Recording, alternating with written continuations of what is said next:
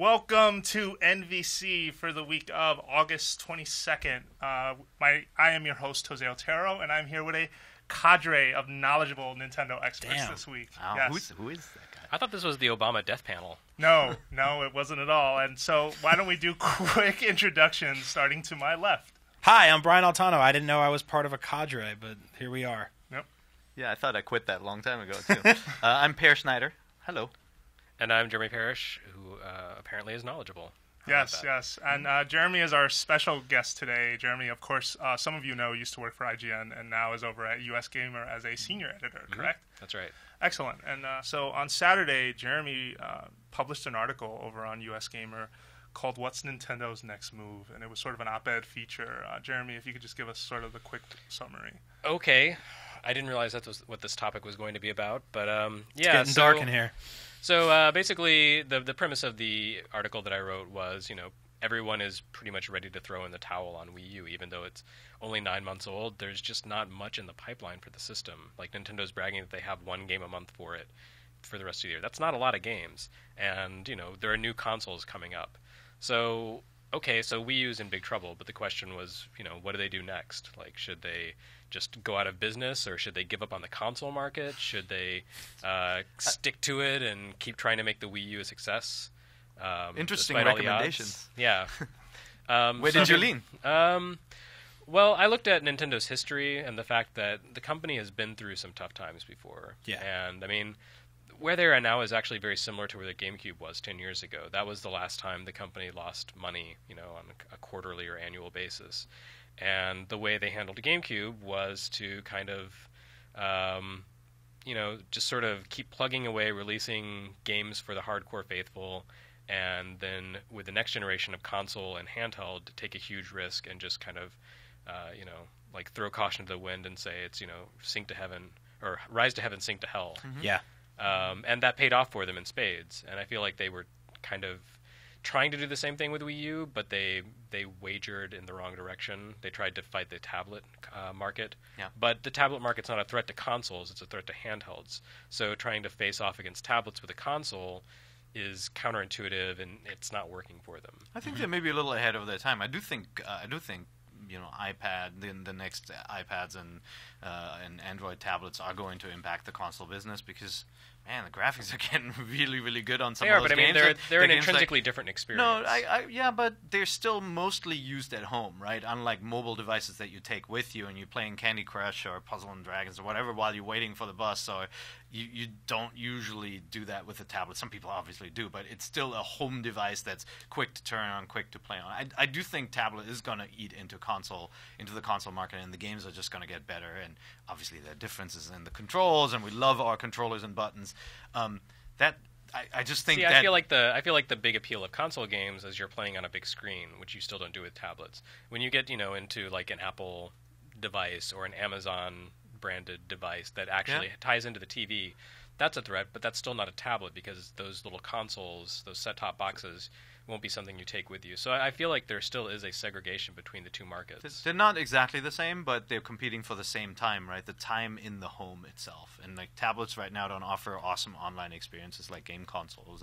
But I actually think Nintendo has a lot of foresight, right? They gamble a lot. Like the Virtual Boy was a huge gamble, and in that case, the hardware was really crappy. Like it didn't work, right? Like it gave you a headache. Sure. The DS was a gamble, and we snickered when we saw the two screens. It was like, really? Two screens on top of each other? Yeah. And now you just kind of accept, and you're like, you know what? That actually solves some issues you have with iPhone games where your finger is in the way of what you want to see, right? Like, and I feel the GameCube was not a gamble at all.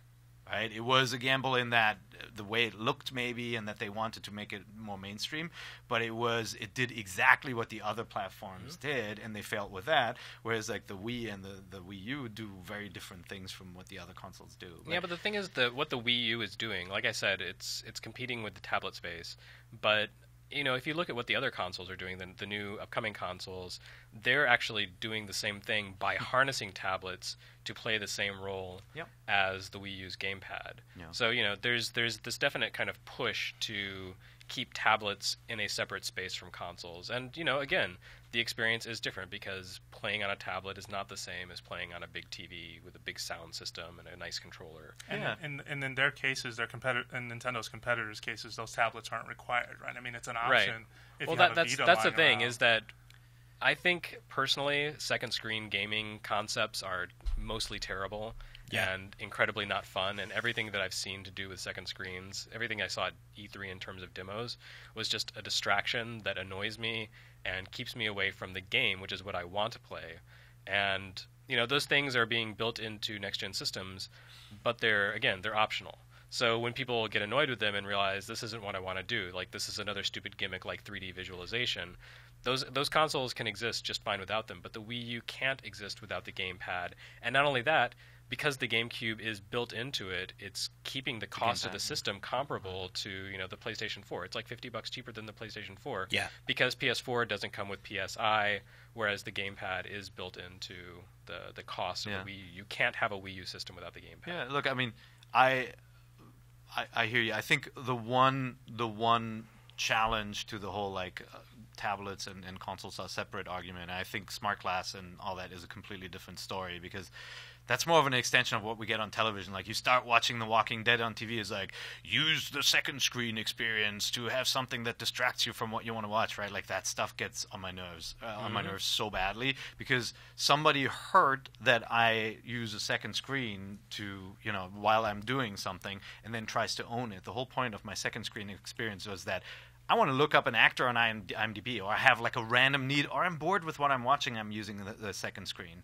And now everybody tries to kind of grab that experience and control it when we don't really need it controlled. I mean, to me, the whole second screen thing is an admission that what we're creating as creators is not interesting enough to keep you interested. Nothing is anymore, though. Well, or that we can just do multiple things at once, right? Yeah, but we're doing multiple things at once because we want those things to be maybe different. We don't want everything to jump through hoops. Like the worst thing is I'm watching Top Chef right now, right? And it's like, if you want to find out who won the sous chef challenge, go online and watch them. Like, no, that's not the point of me watching videos online. I'm right there with you. That's like the Final Fantasy IX strategy guide that was like, want to know how to beat this boss? Go to playonline.com. Yeah, I actively hate that kind of stuff where they segregate content from you and keep it locked behind some online thing that I have to go watch on my phone. Like to go from my giant television to oh look, they got all the guys from Chop to do a special thing on the side, but it's a webisode. It's like which is the worst word you could possibly tell me. Just show it on TV. Yeah. But anyway, back to the tablets thing. Nintendo competes much more directly against that market, right? Like I think a lot of tablet usage is in the home by families,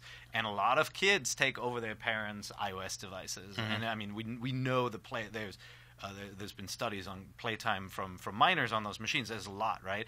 And Nintendo is much, much closer to the market than Microsoft and Sony are with their titles, right? You have games like Little Big Planet that are a little bit more, accessible, but that's Nintendo's business, man. They create games that anyone can pick up, whether you're a hardcore gamer or you're a kid. And that I think Nintendo and Iwata said, hey, we have to watch out. The iPad is going to eat our lunch, so we need something. But what they build is not like the iPad. That's the whole thing with the Wii U. I feel like the Wii U is actually closer to the Xbox than the Exactly. And the PS4. No, I don't think this has anything to do with the iPad, really. I think that the system came out, it was positioned at a weird time, it didn't have the right games, and people looked historically at something that wasn't going to get a ton of third-party support, and they looked to the future for what's coming for the next-gen consoles, and they compared that to what we have right now with the Wii U, and it just didn't look like it looked like this sort of half sibling mutant thing that was stuck between worlds. I love my Wii U. I actually really enjoy playing games on it. I love the whole someone else is watching TV and I can click over and I'm playing Splinter Cell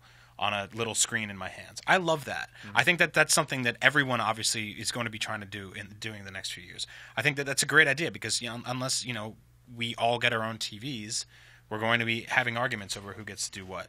I think people looked at the Wii U, they didn't know what it was. They didn't know what it meant. They didn't know what games it played. And in fact, we're hardcore Nintendo fans here. I don't know what games I'm going to be playing on that thing in a year.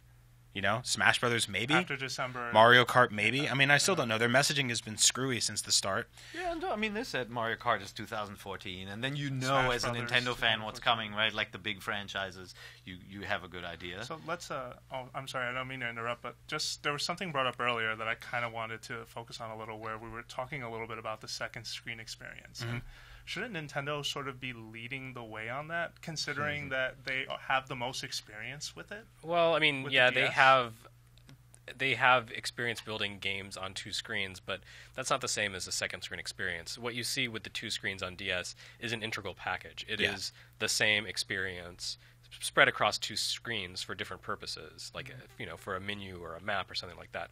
That's not the second screen experience we're talking about, which is here's some kind of distracting supplemental BS that's going to entertain you while you're ostensibly being entertained with some other thing. And yeah, personally, what I would like to see is Nintendo lead the charge pushing back against that, because I don't know, maybe I'm like the last human on Earth who's capable of focusing on something and actually being focused on it and just really enjoying it. Does that make me like some kind of Nowadays, caveman? it almost does. Yeah, it's weird. Like if you think about that 15 years ago, 10 years ago, people went to movie theaters or people turned on a movie and they watched the movie and that was it. Yeah. But that's what I do. Well, Like when I sit down to watch, an episode of Breaking Bad or something, there's commercials in there and they're annoying, and I, flip through the internet while the commercial's on. But while I'm watching the show, I'm watching the show. You know what? You've never live tweeted during something? You've tweeted, right? I mean, during that's, press conferences. But that's a lot of people will But tweet. during a TV show that I'm really enjoying, I don't. I think tweet. most people do, though. They go like, "Holy crap! Did you see what Heisenberg said?" Right? Like they are using second screen. They're not using it the entire time. However, kids do, man. Like every time I walk into my son's bedroom and he's playing a game on his Xbox 360, he has an iPhone playing videos. Like right there, and sometimes it's the same game. Sometimes like somebody's building some freaking redstone lava thrower, or sometimes it's a completely different game. And it's And how many screaming. screens will his kids need? Their eyeballs will Like actually think have about screens that. built into Think them. about that. Well, there is a little kid sitting on his shoulders with two more iPads. So Yeah. there's that already. But I hear you. It's So obviously not for everyone. basically, my problem with Wii U is that I'm old. No, but I'm no. right there with you, believe it No. or not. I also have a very singular focus as far as attention goes. Like I only want to consume one thing at a time. But- I find myself flipping through my phone while I'm doing something else, but I really try to stop doing that because I feel like I'm not paying attention very well to either. When I find myself doing that, to me, that's a sign that what I'm doing is not worth my time. So Sure. then I stop doing it. Hold on though. It's not like Wii U was designed to have two competing experiences. Like the DS wasn't designed that way either, right? Like the early DS games used, stupid actions like blowing into the mic. Like everybody wanted to use everything, and it actually distracted from the experience. Luckily, we're not seeing as much stuff on the Wii U where people are using the screen to do lots of gotta look away. But it is a touch screen, so it added a touch screen to a console experience. I just don't think we've seen any good implementations of controls with that. Like even Pikmin is an awesome game, but Pikmin is awesomer with the Wii remote and the nunchuck. That was than what with that inspired tablet, this editorial right? in the first place. Yeah, I wrote it is- because I enjoyed Pikmin 3 so much more with the Wii remote, and it made me remember when you use this interface for good video games that are really well designed and are built around this, it's a great experience, and that's something that we've actually lost this generation because everyone backed away because of the stigma. I had the controls. exact same sort of revelation where I was like, "Wow, this was great. Why did we stop using this?" It was because so many crappy games came out for Wii. There were too many flick. There was a Yeah, I mean, stigmata. just that whole. I have a joystick and I have a pointer control. It was brilliant and it worked well for so many games, and we stopped doing it because it sort of got destroyed. And then the graphics weren't great on the Wii, so it got hard to look at that console after a long time. Interestingly enough, the competition still hasn't figured out motion control the way Nintendo did either. Yeah, I mean, for games like Pikmin or games like Skyward Sword, for all of its strengths and faults, the motion controls were a good part of that game. Well, Sony figured out how to make the controller. They just didn't figure out how to make the Pikmin. games Yeah, and it was an add-on, and that's that never works that well. I do think the DualShock will let you do some cool stuff with like menu selection through motion control, but I mean the Wii is unique in that you had a sword in your hand, right? So something like Skyward Sword, we were probably not going to see on the other machine. Something being an add-on does not necessarily mean no one's going to figure it out. The DualShock was originally That's an add-on. true, yeah, but like that started out, and they made the game Ape Escape just to show off the fact true. that hey, look, you can use all these different sticks to do different crazy things. Yep. I remember when And Genesis now controllers. That's just a standard. Do you remember when Genesis controllers suddenly had 6 buttons, and it was like, Yeah. oh well, I better get that for Street Fighter. But so guys, back to the Wii U though. Like, if you think about the console, there are some good demonstrations on where a touchscreen matters, right? Like you go into the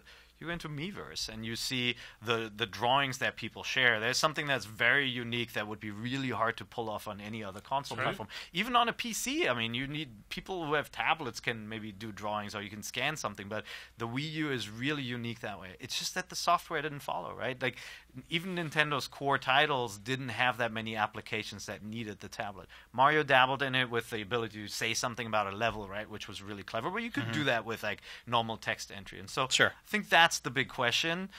Is there any software on the horizon that can demonstrate that touch screen and tablet makes a huge difference? Or are we the ones who are yelling for more Mario Kart and Smash Brothers and please don't change the controls of Smash Brothers, kind of keeping that back well, right? I wonder, I mean, I feel like Nintendo Land was a great example of what the second screen and what like you can do with a touchscreen or integrate it into a game really well. I mean, there are a few misses, like what is the castle mini game that's in Nintendo Land? Yeah, the Takeshi. Yes. Or not Takeshi. We all know whatever. Exactly.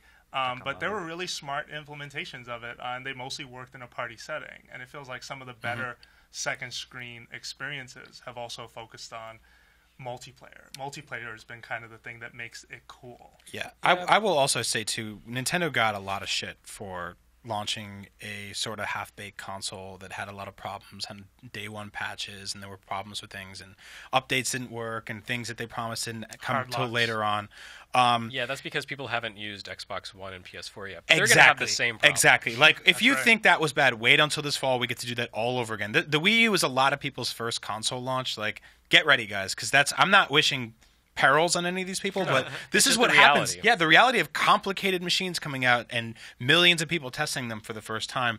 Shit breaks. Yeah, and not only that, but I mean, now we have simultaneous launches worldwide. It used to be that we'd have 6 months, 9 months, a year between console launches. Dreamcast was out like a year before it came in Japan, before it came into the US, and they had time to go in and fix things. Yeah. But so I think the question that you posted in your editorial is really smart. I mean, Nintendo obviously, they feel like they are one of the originators of gaming, right, in the modern era. Like post Atari, they really brought it back, and there's a lot of pride there, right? They don't want to abandon the console market, and I mean, financially, they can have the Wii U tank, and it's not going to be an issue for them, right? No. Nintendo is a huge bank. Yeah, I mean, this past quarter, they reported a profit because the 3DS is doing really well. Yeah, the 3DS is doing really well. But the question now for that company is like, should we fight him or should we join him, right? Nintendo making Pokemon we talked about this before on iPhone, that would be humongous, right? And if you're looking at, I brought up like Puzzle and Dragons, right? Like that game makes multiple $1 million every day in Japan.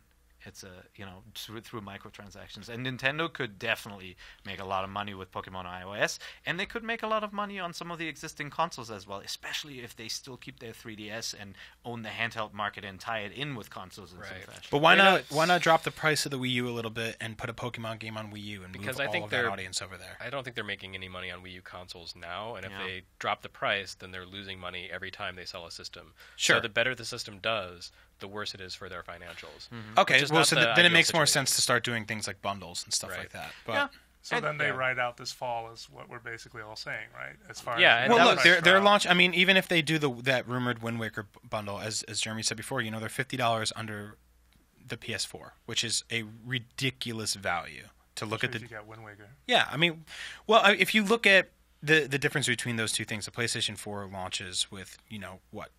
How many games are at launch? Like 30. It's a big.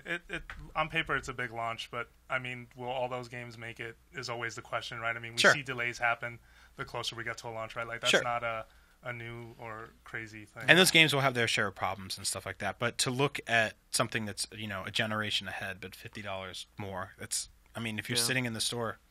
It's not an easy, it's not a hard decision to go. PS4 looks like it has more value right now, and this is coming from someone that loves his Wii U, has been playing it for a year. Yeah, I think so. I mean, back to your question again, is like I think Nintendo should ride it out. I think their strategy of supplying a good game every month is cool. It's not a strategy that works for every gamer, certainly not for the core gamers, right? It's not good for single platform owners, but it may be enough for families, right? And I think if they lean into the family market, they have something that is different. It's half the price of one of the competitors, right? It's way cheaper. It makes a difference. at Christmas time, and then the visuals and the type of game that they represent feels very safe, right? Wind Waker looks like an animated movie. Wonderful 101 looks like an animated comic book kind of superhero anime thing, and like those are games that parents feel okay buying for their 7, 8, 9, 10-year-olds. Whereas like a lot of the commercials from Sony are about blowing stuff up. And by the way, guys, I'm not saying it's a complete kiddie console. I love those games, but it is a different play when you're going up against Microsoft and Sony, who are clearly competing for the Call of Duty gamer, for someone who wants to drive realistic cars in Forza or Drive Club. Yeah, or the whatnot, real right? children that run this industry. That's right. Yeah. Right. I'm sorry, but the more mature, older people I know are the ones that have no Nintendo's problem approach playing. to competing has always been just kind of to quietly say, "But look, we have the best games." And Yeah. I think it's hard for them to make that argument these days. Like, there's not a lot of real innovation happening in Nintendo franchises anymore. Like playing Pikmin 3, I stopped and realized, besides the Wii brand of games, this was the last franchise that Nintendo created, and that was 2001. Yeah. Like, What they about- haven't really. Oh, I'm sorry. I mean, what yeah, they about have Wii little Fit? things What like about, right, but Yeah, that's besides one of those, those like generic Wii games that's kind of like it has no real personality.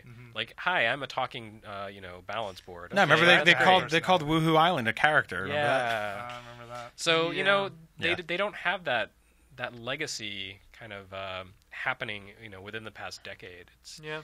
like the things that people are excited about are games that started in the 80s. Yeah. And the longer those get in the tooth, the harder it is for them to be able to say, but look, you love Mario, and we've given you like 5 new Super Mario Brothers games that are all pretty much the same. Don't Yeah. you want more? Don't you want more? Is Yeah. it unfair want then more. that Nintendo gets dinged on nostalgia when that's what people seem to want? At least, I mean, Well, that's it's what their selling fans, some of their fans want. I would argue that a company like Microsoft would kill for a fraction of the nostalgia that Oh, yeah. Nintendo Oh, has. of I mean, course. if they I mean- could go, hey guys, it's been 15 years since the first Blinks game. Yeah. I mean, nobody gives a shit. And There's- do there's you a really reason- think people are going to be sitting around in 10 years talking about the first Halo the way that we'll always talk about the first Mario game for the rest of our lives? There's I a don't think reason so. that no one has made a Smash Brothers killer, despite Yeah. many people having tried. Yeah. And it's because no one has that stable of Because characters. you get that idea and you bust through the door and you go, all right, we're gonna have Nathan Drake, we're gonna have the Kills Here's the- a Big Daddy, Hellgas. guys. that Japanese cat that eats onions, and then Fat Princess. Oh, the studio's closing. Oh, sorry, we tried. Yeah, no, I mean, there's a very... that's where I feel like Nintendo's characters are almost an ensemble cast, right? You Yeah. put them together and you look at them and you think Nintendo. Like, Yeah. there's something about Fox and Donkey Kong and Mario and Samus. Like, it just somehow fits together, even though some are talking animals, some are, fat Italians or... You pointed at Brian. when Yeah, you for said those that. not watching this, I'm working on that. Yeah, but they all it fits together, and I think they need to lean into that. But I think the thing where they missed out big time is jumping on franchises that were so Nintendo that Nintendo should have created them and somehow figured out how to get them exclusively or at least early on their platforms. We're talking about Skylanders. You're talking about Minecraft. We're talking about Minecraft. If Minecraft had come out, like, look, even when it was already a phenomenon on PCs, If they had gotten that instead of Microsoft. yeah, and a lot of listeners may not have played it or may not like it, but there is a huge audience of teens who are playing this game every day, and that's all they're playing. If they had released a Mario Universe version of Minecraft where many of the tiles are question mark blocks and you can build freaking Mario Kart tracks instead of like mine carts and stuff, this would have been a huge hit. Or kind of like The Sims when it was on Super Nintendo, right? How it had sort of a Mario, however you want to say it, spin. I mean, this is right, not The Sims. Excuse this me. is the company that makes the most weirdest decisions when it allows its characters to be licensed out. I mean, Jeremy, you and I both reviewed Scribblenauts for Wii U, and that game was about adjectives, and you couldn't use them on Nintendo characters. You couldn't make certain things happen to certain characters. They're very strange with that. But on the other side, then they'll be like, "Hey, there's this NBA basketball game coming out. Let's put Peach in it." Yep. They make bizarre decisions. They loosened their restrictions. I mean, it used to be they were super tight on all of that stuff. Yeah. So Parish, as a counterpoint to what you were saying about them not, wrapping up franchises, I would say that's only true of things that are developed in the West. In Japan, they own Japan. They have Monster Hunter, Dragon Quest.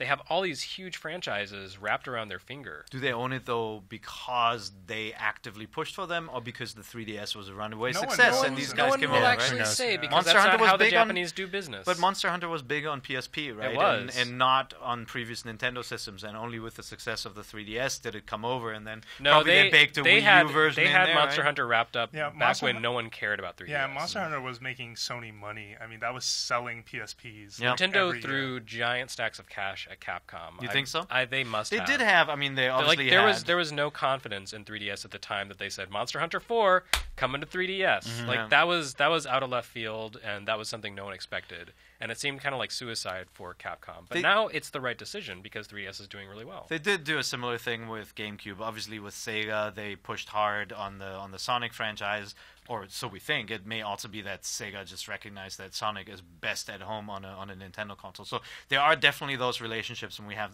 seen them tie up things. But you're absolutely right. In the West is where the oversight is lacking. Right. And I don't That's know where if the it's because NCL doesn't take NOA seriously, or NOA just doesn't bubble this kind of content up. I think that the Sonic thing came from the Olympics games that sold better than Yeah. anything Sega had done in years, and they were like, "Hey, we got to hang out with these guys more." Yeah, but I mean, Sonic was pretty big. Sonic Team was doing a lot for GameCube. I remember Billy Hatcher and the Giant Egg. Or I whatever do. It's called. No one else does, but Yeah. I do. Right. I don't know much about that game except it had a really great soundtrack. Yeah. And But, Sega did an awesome F-Zero game too. But Yeah, they did. The right. problem is that I you threw know a many lot of the controllers really playing that. creative franchises now, well, not franchises, but creative new game ideas are happening in the Western independent space. Yeah. Not from big studios. Those are the opposite of creative. Those are like pure safety. I mean, they make Nintendo look like flaming risk takers compared to the way they approach sequels. Yeah. But Nintendo is a very Japanese company, and it's a very insular company, and it has a hard time looking beyond the boundaries of its own market, of its own backyard, of its own internal development. So I think it's really tough for Nintendo to, you know, be able to focus on where this innovation is happening in the Western independent market.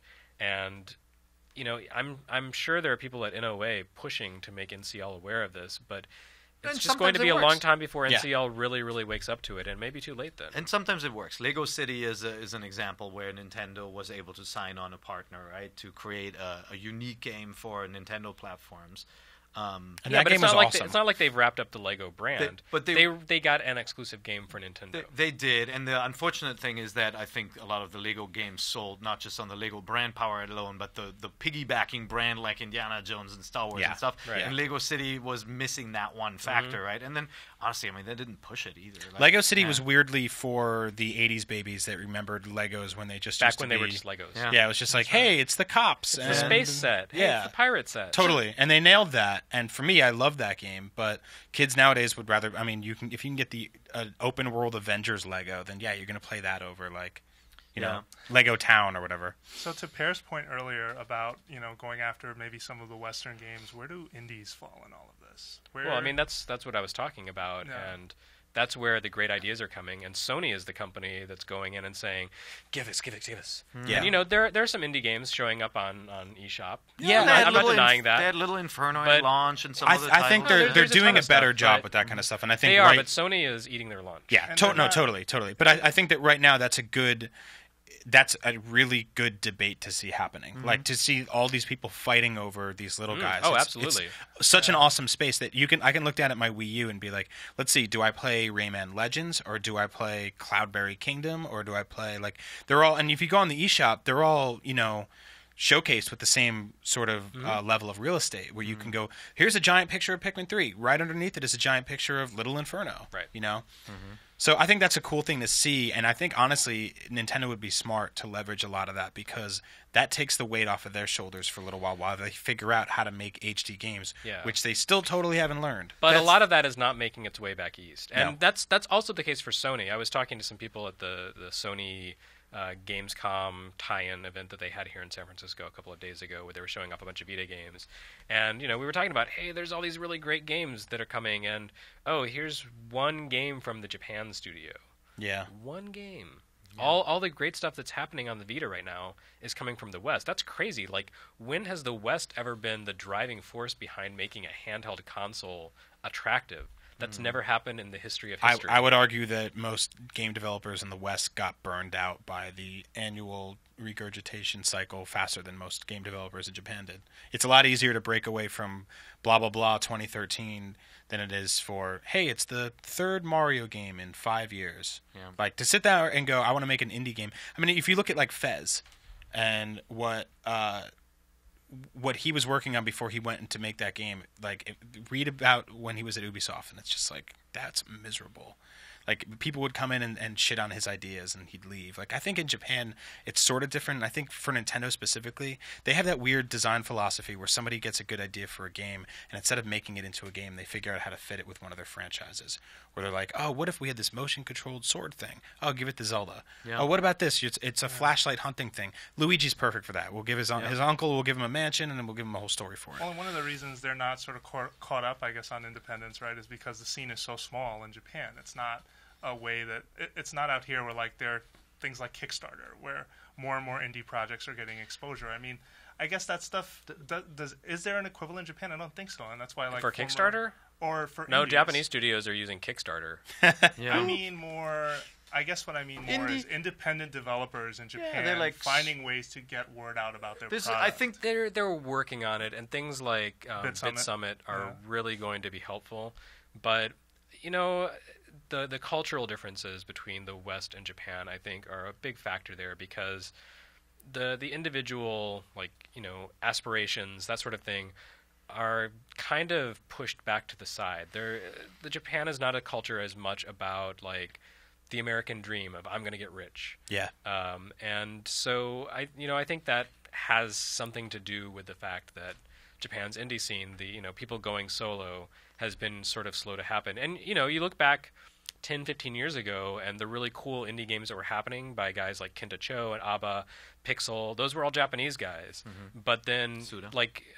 Suda. Well, yeah, Suda's a funny degree, name, sure. actually, because Suda's on his, 8th failed game in a row, and I love his stuff. How many but publishers how many people could get away with that in America? You know? Yeah, but the kind of like pioneers of early indie games, in the beginning of last decade, were all Japanese, and then that scene never really blossomed. But Westerners looked at that and were like, by God, we can do that too. Well, I think that over here and in Europe, the indie scene was uniquely PC focused, right? And PC as a gaming platform, got saved by some of the innovative ideas and by, in some cases by browser games and the free-to-play market and games like League of Legends, right? Like, PC made a big comeback. In Japan, that gaming scene does not exist to that extent. But I do think indie gaming is developing on the mobile platform over there, and iOS started a bit later in Japan as well as here.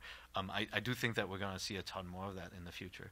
Actually, now that you mention it, Japan also has a PC gaming scene, but the games that they make aren't really the games that you would necessarily share with your friends and family. Yeah, there are a lot of indie developers in Japan, but most of them are making visual novels, and most of them have pornographic content in them. Mm-hmm. So it's become this sort of niche, and I mean that kind of self-feeding otaku culture.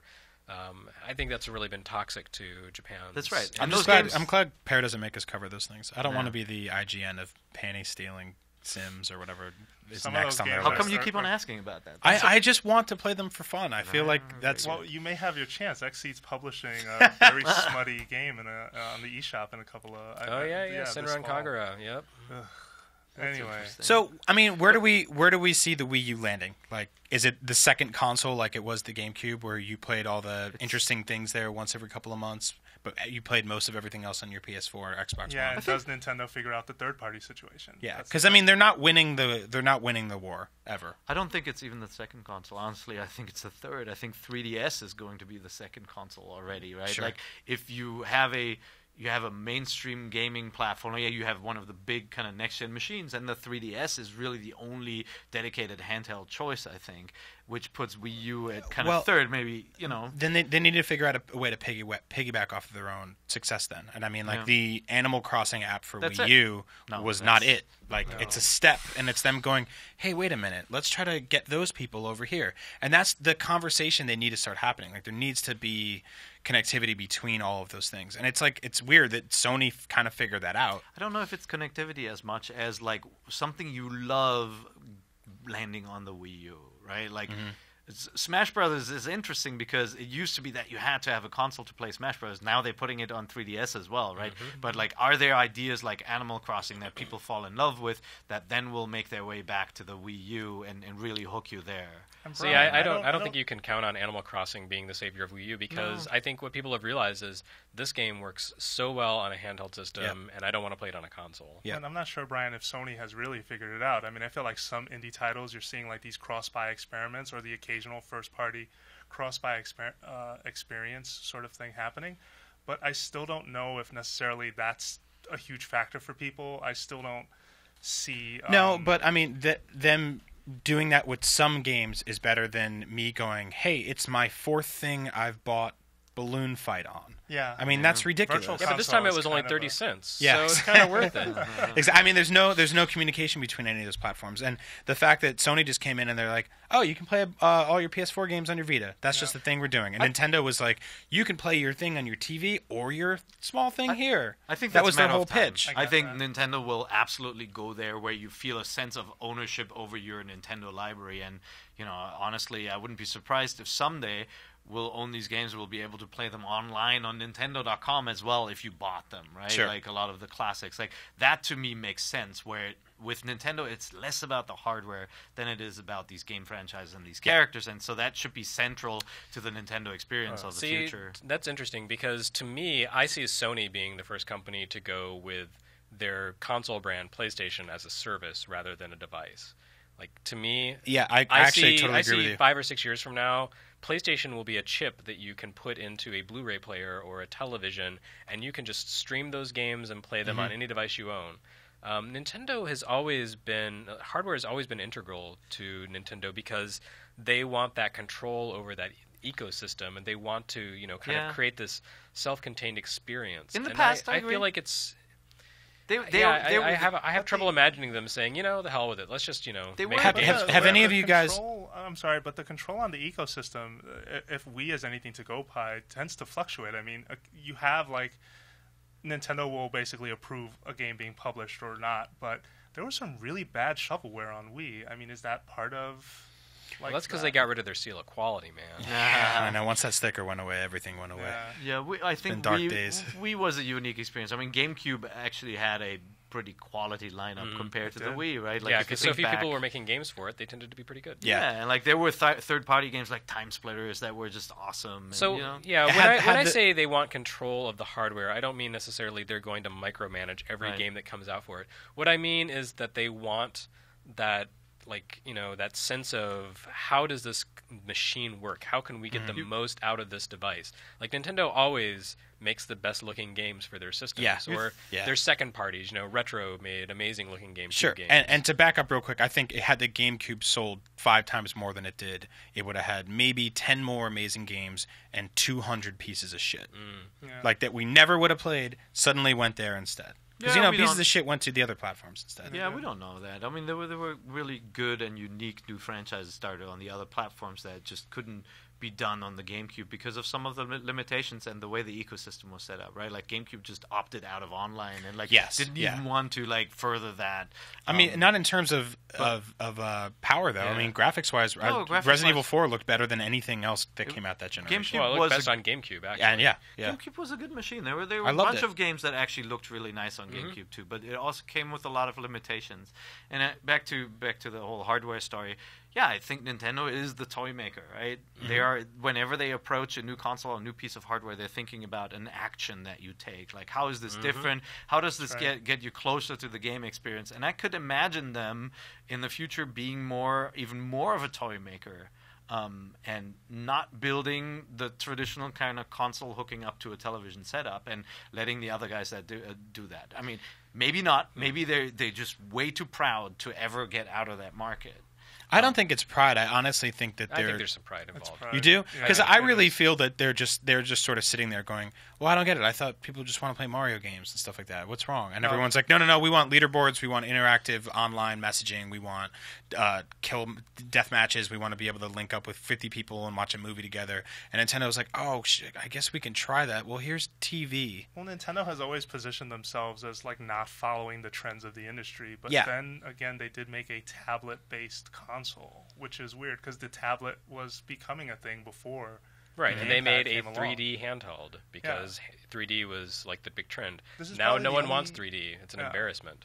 But this is the only time I think they've done that, right? Where sort of a pre-existing, like the tablet was becoming a big popular thing, and they sort of jumped on that. I think it's the melees of being on top. Like, no one really has managed to conquer the console market and then stay on top for the next generation. Sony did it with PlayStation to PlayStation 2, but PlayStation 2 was so big, they got arrogant, and PlayStation 3 was a huge flop for years until it finally kind of caught up from behind. Yeah. I mean, when you get on top, it's harder to, I think, aim for something when you're on top because you've already got what you wanted, and there's not that instinct to fight and that desperate need to we have to really turn this around. I mean, Wii was really original and clever, and I mean, they looked at their machine, they said, yeah, it is completely underpowered, right? And they did not think it was a big deal because they knew they'd reach a market that didn't care that much, right? And they cared about price more, and price was the right card to play at the time when, everybody was counting their pennies. Yeah. The problem with Wii is I felt like the Wii kind of hurt the brand over time where everybody was super excited about Wii, and it was like Tickle Me Elmo, right? Once you get to Tickle Me Elmo 2, people don't care anymore. And so I was really surprised that they reused the brand Wii U for the second console. I felt like it was almost a toxic brand. Like when you talk to other people, I think it they could've- must have done a lot of research though to find otherwise, right? Yeah, Otherwise but they wouldn't have named it that. Well, the difference with Tickle Me Elmo 2 is that people knew it was the second Tickle Me Elmo. Right. Wii U Yeah, I mean, doesn't say the problem that. is Wii U doesn't communicate. This is a new system. If they had Yeah. called it Super Wii, that would have been fine. Sure. You If think they had so? called it Wii 2, that would have been fine. Yeah. But Wii U, I yeah, don't that's know. cute. I But think what does the it name, mean? I think the Wii brand had to go. I don't know. I still think anytime you see Wii in the title, and don't get me wrong, Super Wii totally reminds me of Super Nintendo to Nintendo and that upgrade. Everyone knew that Super Nintendo but was an we upgrade knew. over Nintendo. Did our parents, did other people's Yes, parents? did they most resented. They were families? like, "Why do you want me to buy another system? We already Yeah. put so much money into this NES. Yep. We're not buying you in Super NES. Yeah. Screw that." Okay. But I think the power brands are Mario, and the power brand is Nintendo, and I think it'd be much smarter to use those. There was also, I mean, the Wii was about getting a bunch of people together, and the Wii U is not. And Well, when you it- watch it the commercials started for the out Wii that U, yeah, the commercials started Yeah, like, they started hey, that get way. 4 people over to your house to play this game. That never happens with that system. Most of the times I use that system is my girlfriend's using the TV. I hit a button, I play You know Mario. what? That's different from me, though. I have 3 kids, and we play 4-player games, and the new Mario games is 4-player. I mean, they even redid the perspective to kind of allow for better co-op play in that one. Yeah. Mario Kart's definitely multiplayer.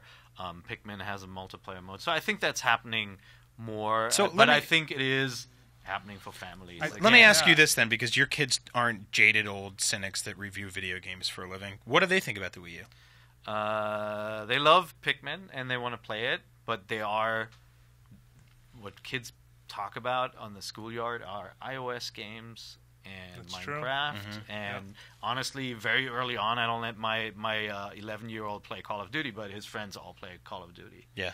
And so that's the talk of the town. But it is really about League of Legends. It's about Minecraft on the PC. It's about Clash of Clans, man. Everybody's still playing Clash of Clans. Or Temple Run, or Temple Run And 2. it or is something. not. It is not about the next Mario, right? Yeah. It isn't yet. It's just not. That's not part of their. I mean, that's is not it- a universal anecdote because all my nephews and nieces and my wife's cousins and so on and so forth, they're all 6 to 12 years old, and all of them love Mario. No, they all lo- of them they love Mario. Pokemon so much. Okay, Pokemon is a different story, right? But they also love Halo. So. Yeah. Yeah. I think Pokemon is the game that can stand up there with these other franchises. That when Nintendo kicks off the marketing machine for the next one, a lot of people are going to talk about that. But I think the market it's going to be a little bit younger than the than the Minecraft Call of Duty. Well, actually, I think it'll be kind of similar to the Minecraft market. You think Kids, so?